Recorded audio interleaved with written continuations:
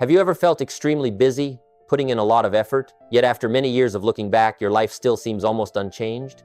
Not because you lack dreams, not because you lack motivation. The deeper problem is this: you lack discipline long enough for life to actually change. Many people start with intense inspiration. They set big goals. They promise themselves that this time will be different. But after just a few weeks, everything returns to the way it was. Not because they are weak, but because they have not understood a simple truth.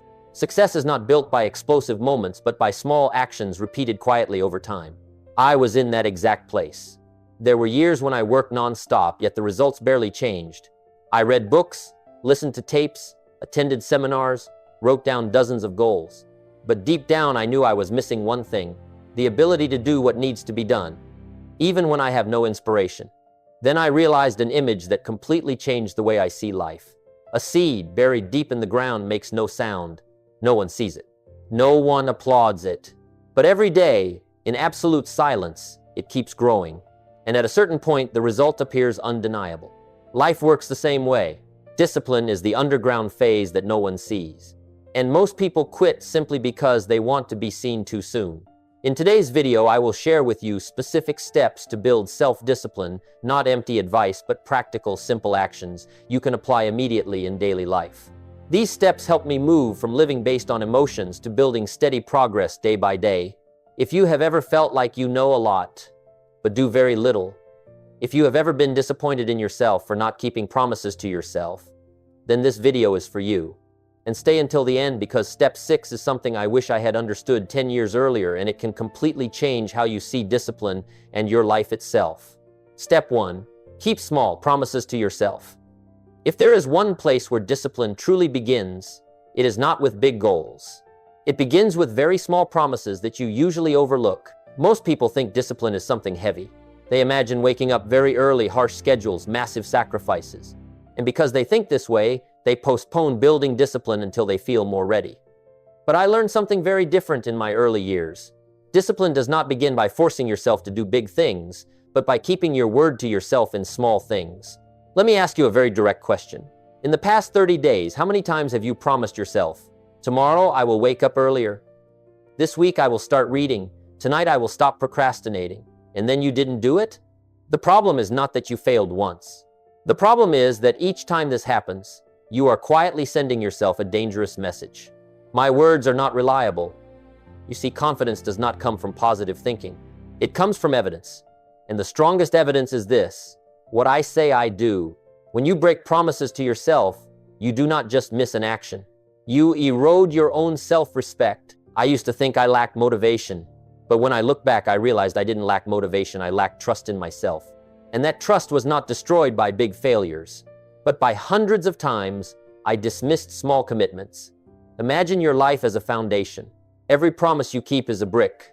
Every promise you break is a brick pulled out. No one sees the foundation, but at some point the whole house collapses, and you don't understand why. A disciplined person is not someone who does extraordinary things from the start. They are someone who does not underestimate small things.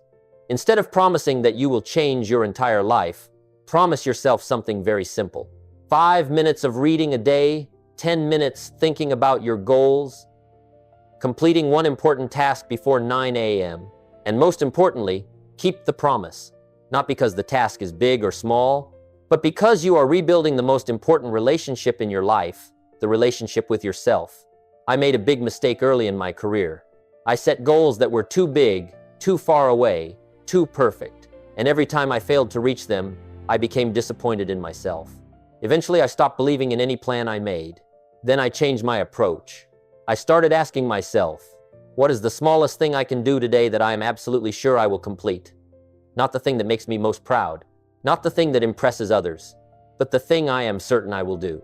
And when I finished that thing, I didn't celebrate loudly. I simply acknowledged one fact: I kept my word. The next day, I did it again. Then the day after that. No applause, no praise, just a very quiet change happening inside me. I began to trust myself more. And here's the interesting part. When you trust yourself, you no longer have to force yourself as much. Action becomes more natural. Procrastination fades, and discipline, something you once thought was a burden, starts becoming part of who you are. Remember this. Discipline is not doing the hardest thing. Discipline is doing the right thing, even when it is very small. You do not need to change everything in one day. You only need to stop betraying yourself. And when you have learned how to keep your word to yourself in small things, you are preparing for a bigger lesson, the lesson of how to use your time and energy in the right place. Because keeping promises alone is not enough. You also need to keep promises to the things that truly matter. And that is exactly what I will share with you in the next step. Step 2, put the big rocks first. After you learn how to keep your word to yourself in small things, a more important question begins to appear. What am I keeping my word for? Because there is a truth many people do not want to face. You can be very disciplined and still be going in the wrong direction. I have met many people who work harder than average. They wake up early. They stay busy all day. Their schedules are so full, there is no empty space left. But as many years pass, their lives barely change. Not because they are lazy, but because they let small tasks take up all the space meant for big ones. I call this the trap of busyness. Imagine you have a jar, and in your hands, you have 3 things: big rocks, small pebbles, and sand. If you pour the sand and pebbles in first, there will be no room left for the big rocks. But if you put the big rocks in first, everything else can still fill in around them. Life works exactly the same way. The big rocks are the things that, if you do them well, make everything else easier. They are intentional learning. They are physical health.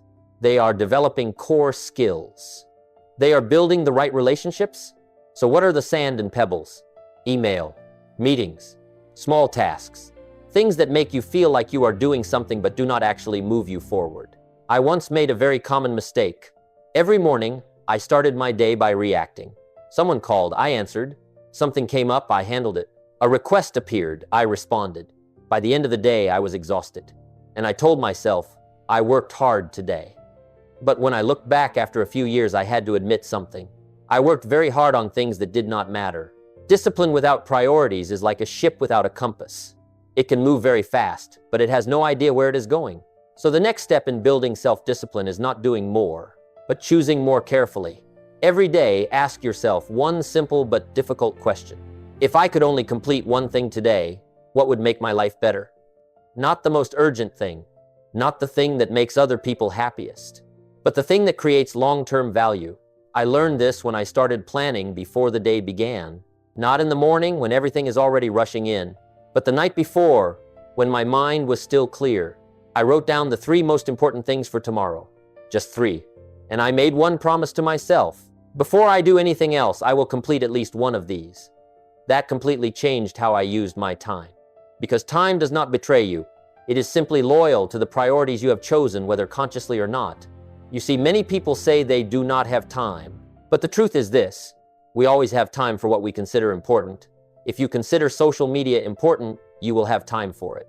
If you consider learning important, you will create time for it. If you consider health important, you will protect time for it.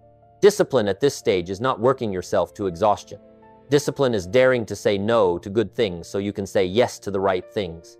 I used to think saying no was selfish, but then I realized something deeper. Every time you say yes to something unimportant, you are saying no to your own future. And here is something very few people realize. When you put the big rocks first, you do not just change results, you change how life feels each day. You no longer end the day with meaningless exhaustion. You end the day with a sense of progress. Even if it is small, it is real. Keeping your word to yourself is the foundation, but keeping your word to the things that matter is how you build a directed life. And once you know what truly matters, the next question appears naturally. How do I do these things consistently, even when I have no motivation? Because understanding priorities is not enough. You still need a way to make the right actions almost automatic. And that is exactly what we will talk about in the next step. Step 3, turn discipline into habit, not willpower. After you learn how to keep your word to yourself and identify the big rocks to put first, an important truth begins to emerge. You cannot live on willpower forever. Willpower is a limited resource. It is like a battery. Every decision you make, every time you force yourself to do the right thing, that battery drains a little more. And by the end of the day, when you are tired, when your emotions are low, when things are not going your way, willpower is usually the first thing to leave you. Many people fail not because they do not know what to do, but because they try to make the right decision too many times each day. I used to live like that. Every morning I told myself, today I will be more disciplined. But then I constantly had to ask myself, should I do this task now? Should I procrastinate? Should I take a break? By the end of the day, I was exhausted.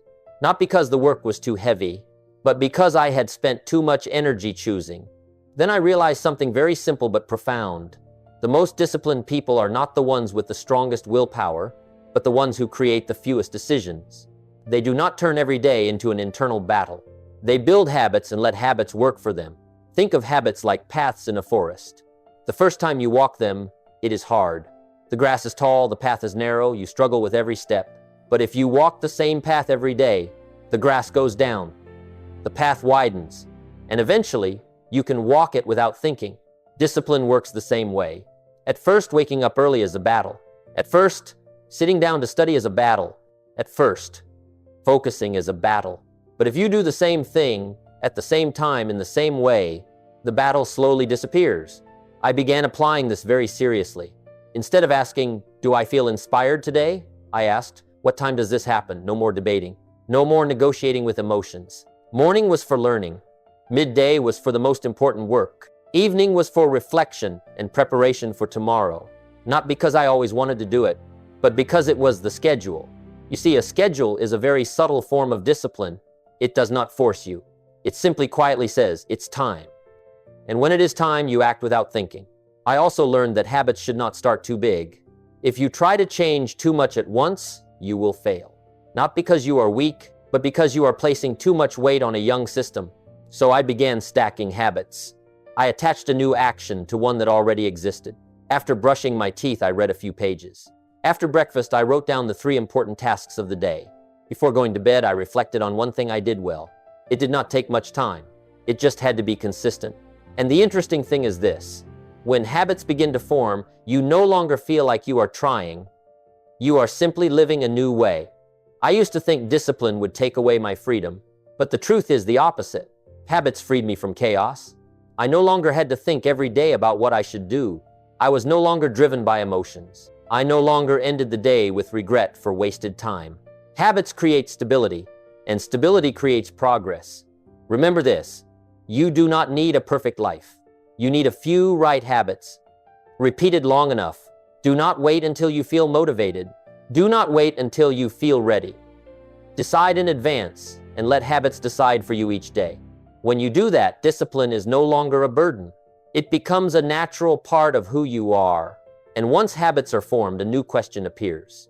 If habits matter this much, how do I stop myself from breaking them? The answer is not entirely within you. It lies in your environment, because your environment will either support your discipline or quietly destroy it every day. And that is exactly what we will explore in the next step. Step 4, design your environment. So discipline becomes easy.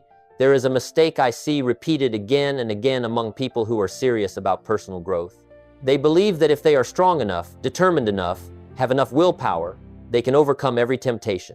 But the truth is this, willpower was not meant to fight all day long. You can win one battle. You can win a few battles. But if every day is a battle, sooner or later, you will be exhausted.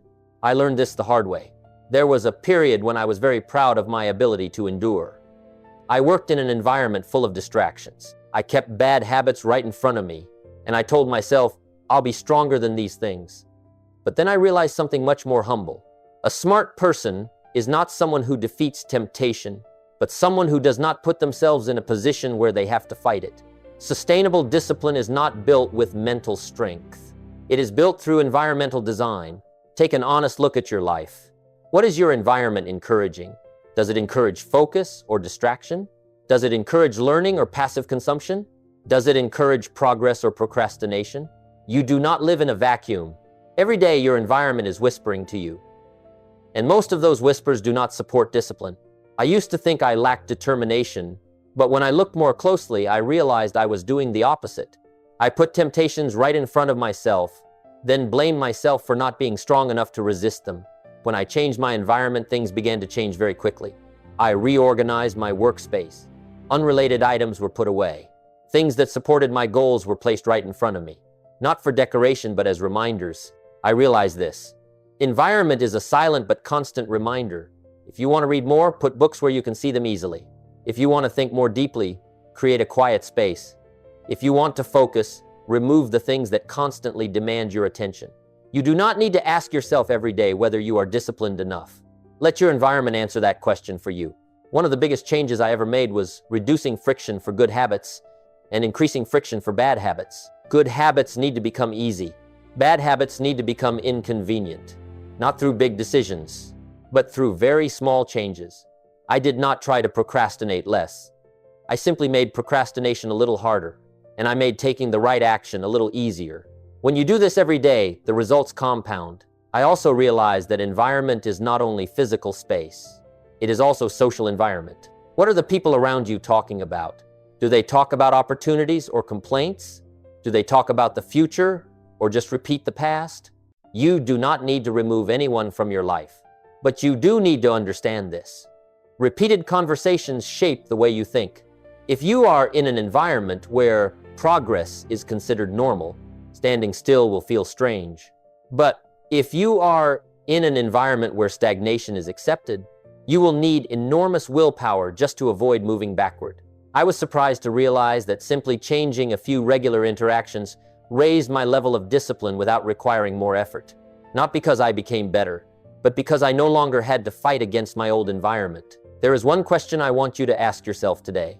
Is my current environment making discipline easier or harder? If the answer is harder, do not blame yourself. Change the context. Discipline is not about proving how strong you are.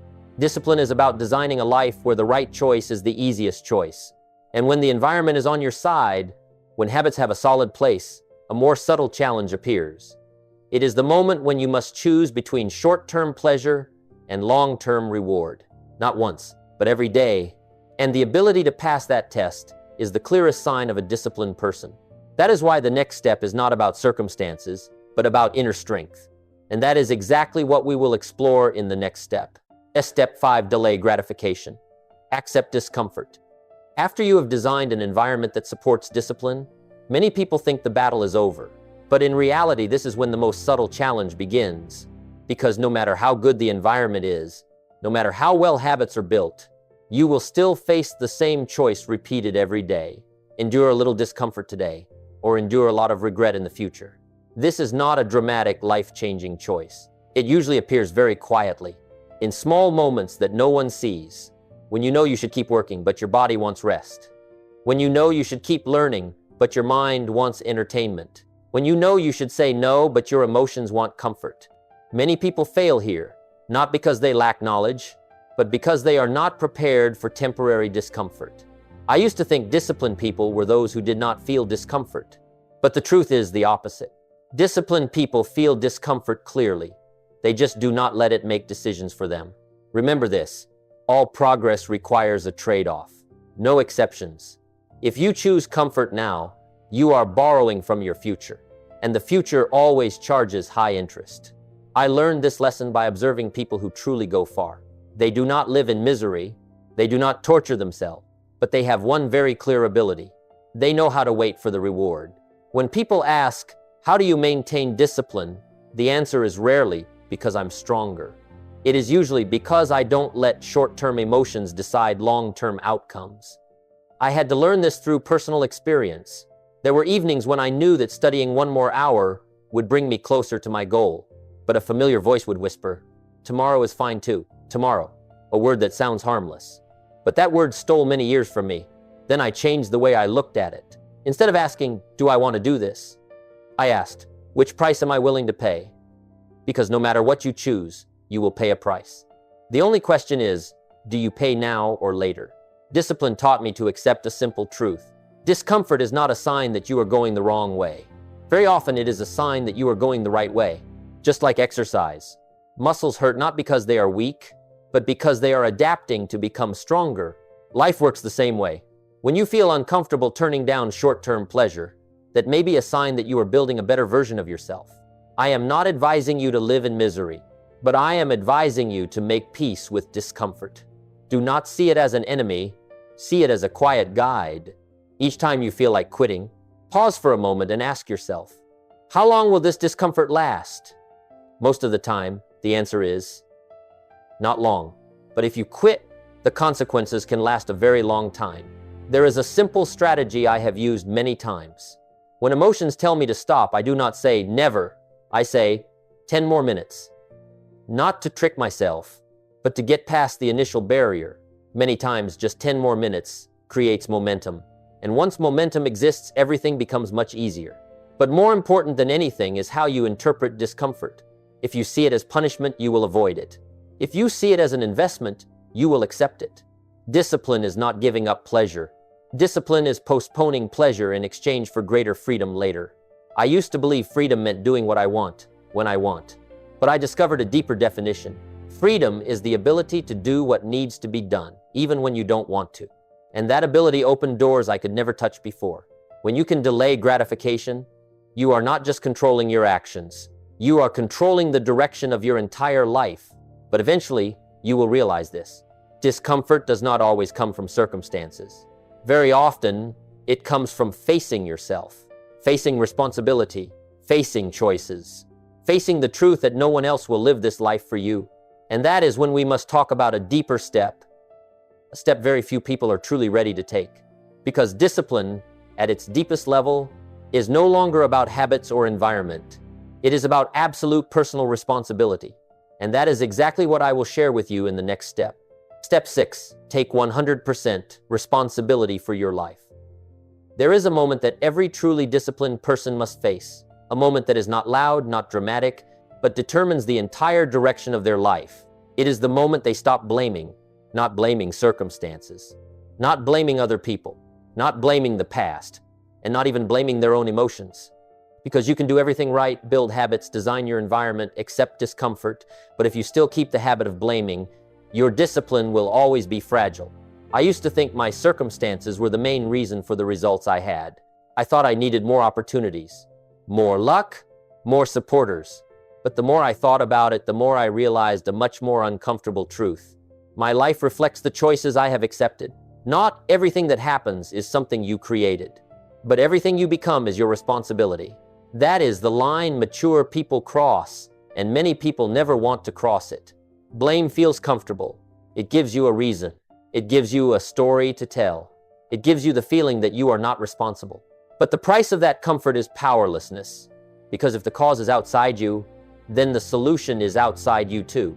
And in that way, you hand control of your life over to circumstances. I learned this when I heard a line that changed how I see discipline. You can't change the direction of the wind, but you can adjust the sails. The wind will always blow. Circumstances will always change. Markets will rise and fall. People will be unpredictable. But the sails, how you respond, how you decide, how you act, that part belongs to you. Discipline at this level is no longer about waking up early or working on time. It is about taking responsibility for every outcome in your life, even the outcomes you do not like. Not to blame yourself, but to take ownership. When you say, "This is my fault," you are not making yourself weaker. You are making yourself stronger. Because in that moment, you reclaim the power to act. I had to look back at the years when I was stagnant and be honest with myself. No one else held me back but me. No one else made me procrastinate but me. No one else broke my discipline but me. That truth was not comfortable, but it was also the most freeing truth I ever faced. Because if I was the cause, I could also be the solution. I started changing the way I spoke to myself. Instead of saying, "I don't have time," I said, "I chose to do something else." Instead of saying, "Circumstances won't allow it," I said, "I haven't prioritized it strongly enough." These sentences are not easy to hear, but they make everything clear. Discipline does not grow in vagueness. It grows in clarity. When you take 100% responsibility, you stop wasting energy complaining. You stop waiting for permission. You start acting with what you have. And the strange thing is this: life begins responding very differently. Not because circumstances change immediately, but because you have changed your position inside those circumstances. You are no longer the victim. You are the driver. I realize many people want discipline, but they do not want the responsibility that comes with it. They want better results, but they still want to keep old stories as excuses. But real discipline always comes with one very direct question. What am I doing to create this result? That question is not easy, but it is effective. When you ask it long enough, you begin to see what you can adjust. Small decisions, quiet habits, choices you used to overlook. And little by little, you reclaim control of your life. This is why I say this step is the one I wish I had understood 10 years earlier. Not because it made me work harder, but because it made me stop lying to myself. When you take full responsibility, discipline is no longer a burden. It becomes a natural expression of self-respect. You do the right thing not because someone is watching, but because you know every choice is shaping the person you are becoming. And when you live with that mindset long enough, something very important happens.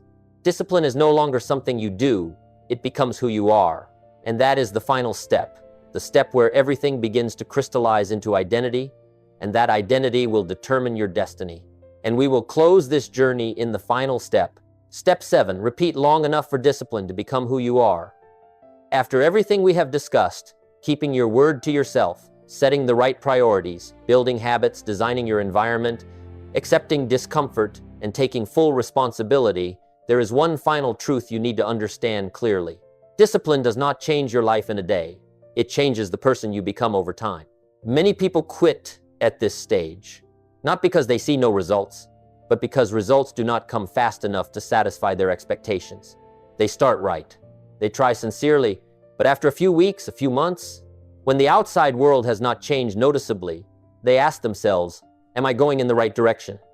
And then they stop. I want to tell you something very important. Life does not reward effort, it rewards consistency.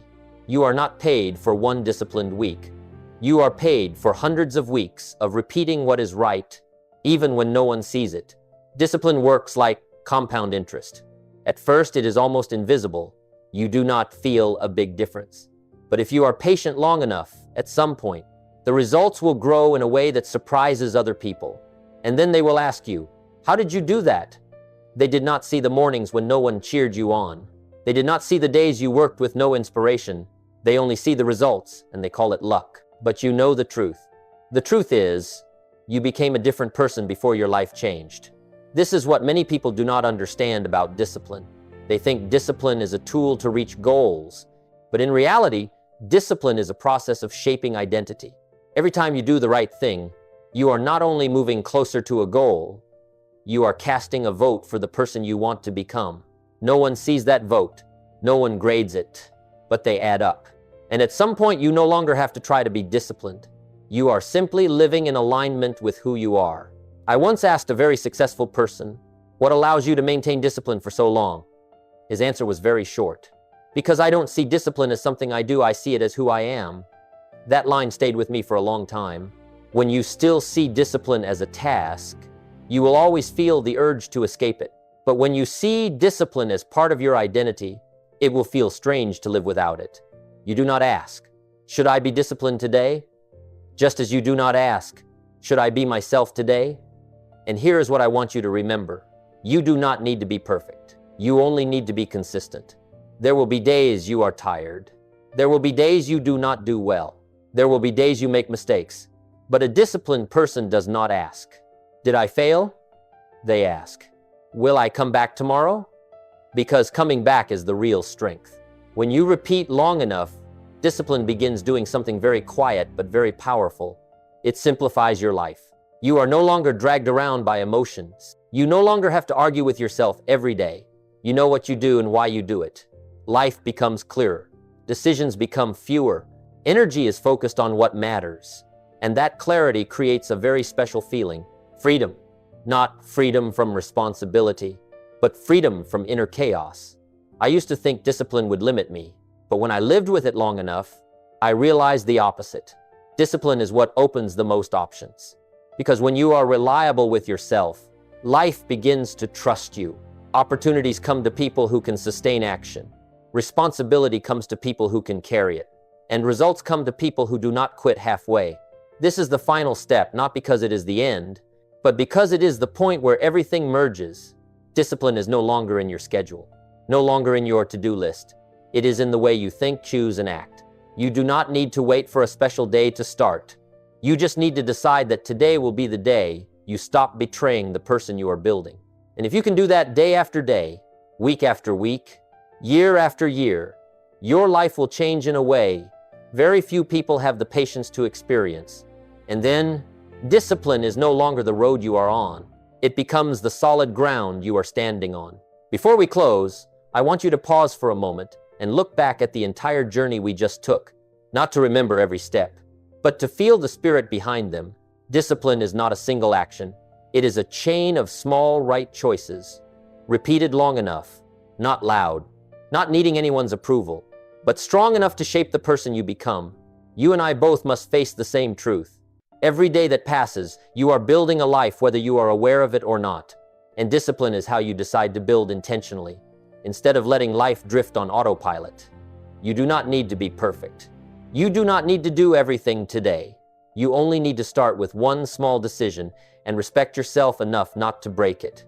Remember this, we all have to endure one of two pains, the pain of discipline or the pain of regret. The difference is that the pain of discipline is light and temporary, but the pain of regret is quiet and can last a lifetime. If what you just heard truly resonated with you, if you are on the journey of becoming a better version of yourself, I invite you to hit subscribe and join me on the Jim Rohn Treasures channel.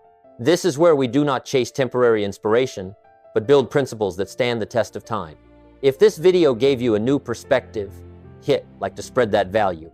And if you think someone you care about needs to hear this, do not hesitate to share the video with them. I also want to hear from you. Out of the 7 steps, which one made you think the most? If you are serious about discipline and personal growth, leave a comment below so I know you are still walking this path. I truly appreciate that you stayed until the end of this video. I'll see you in the next video where we continue building a disciplined life with depth and meaning